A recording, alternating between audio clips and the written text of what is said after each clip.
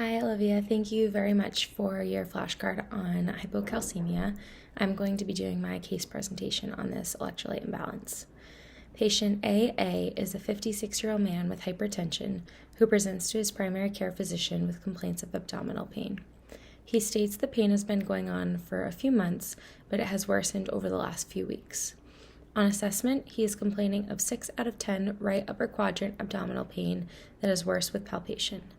His neuroassessment is within normal limits, other than that he is complaining of generalized weakness.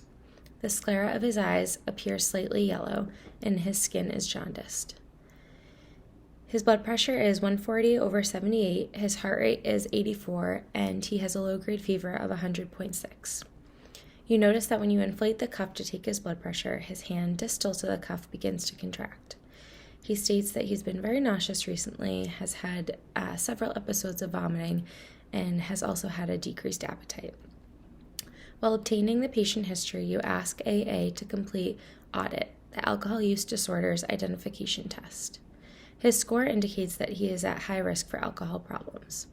You open a dialogue with AA about this issue, and he states that work has been very stressful for him and he needs at least 4 or 5 glasses of whiskey every night. Upon completing your exam, you send AA to receive an abdominal ultrasound and get blood work.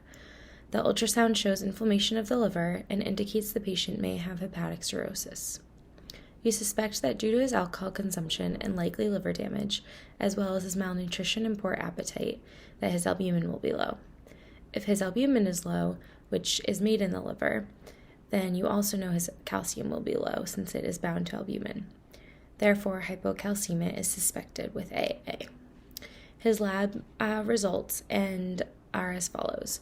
He has increased LFTs, including his ALT and AST, as well as a low albumin of 2.2 and a low calcium of 6.